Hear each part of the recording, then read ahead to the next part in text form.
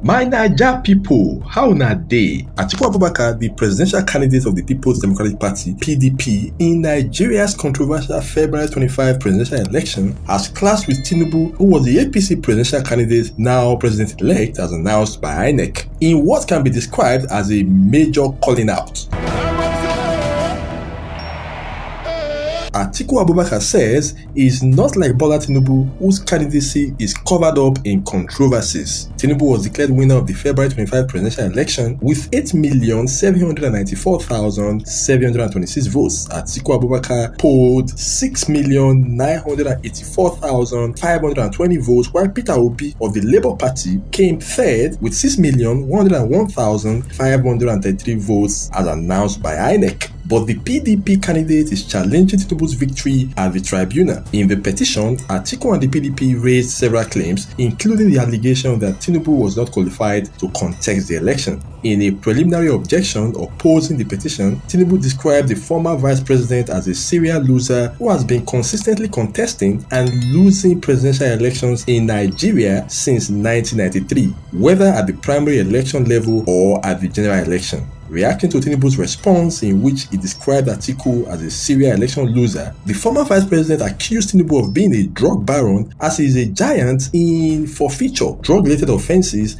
and failure to disclose dual nationality to INEC. This was contained in Atiku's response to Tinubu's and All Progressives Congress (APC) reply to his petition challenging the process and the outcome of the February 25 presidential election. Besides, Atiku said that his identity, comprising age, state of origin, and educational qualifications, have never been in dispute like those of Tinubu. Atiku insisted that Tinubu is constitutionally disabled from contesting for the office of President of the Federal Republic of Nigeria. Atiku alleged that Tinubu is unfit to lead Nigeria, having been indicted for drug-related offences in the United States of America and made to forfeit a sum of $460,000 as a compromise agreement. In the response filed by his lead counsel, Chief Chris Uche-San, the PDP presidential candidate justified why the declaration of Tinubu as president-elect cannot stand, adding that against the law, Tinubu holds dual citizenship of Nigeria and Guinea, having voluntarily acquired the citizenship of the Republic of Guinea. He also accused Tinubu of not disclosing facts of his constitutional qualifications in his form EC9 submitted to the Independent National Electoral Commission (INEC), contrary to the provisions of the law.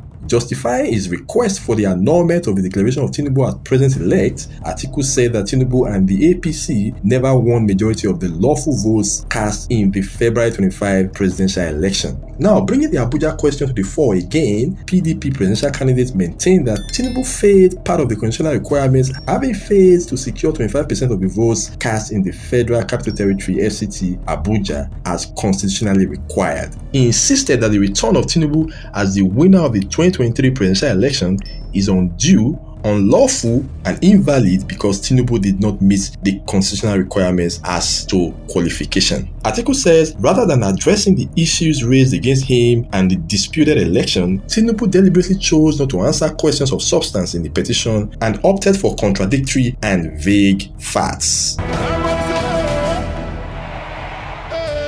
There is an anxious wait for the start of the presidential election petition tribunal hearing. But behind the scenes, there's heightened frenzy as lawyers involved exchange court documents.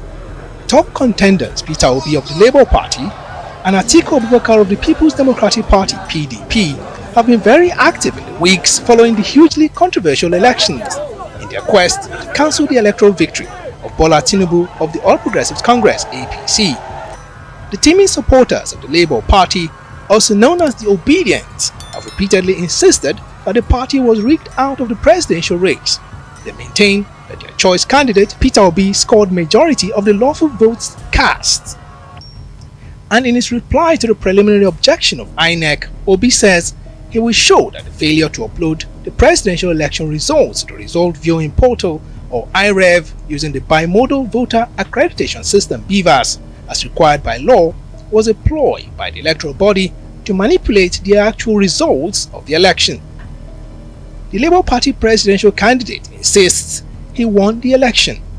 He adds that the actual result of the election shows that Tinubu neither won the highest number of lawful votes cast nor met the constitutional requirement, including securing 25% of the votes cast in the Federal Capital Territory to be entitled to be declared as winner of the presidential election. Obi says it is embarrassing that INEC has assumed the role of a contestant in an election it conducted as an umpire by filing a preliminary objection challenging the Labour Party's petition. He says the neutrality of the electoral umpire should be called to question. On the part of Atiku Abubakar of the PDP, he says there is no issue of alleged drug use tainting his person, adding he has never had any controversy surrounding his age, circumstances of his birth, and other controversial subjects. This, Atiku stated in his reply to Tinubu's notice of preliminary objection against his petition challenging the outcome of the February 25th presidential election. Atiku says Tinubu has demonstrated inconsistency as to his actual date of birth, the secondary schools he attended, his state of origin, gender, actual name, certificates evidencing universities attended, and the Guinean citizenship controversy. In all, there are 5 petitions seeking to cancel the electoral victory of Bola Tinubu in the presidential election.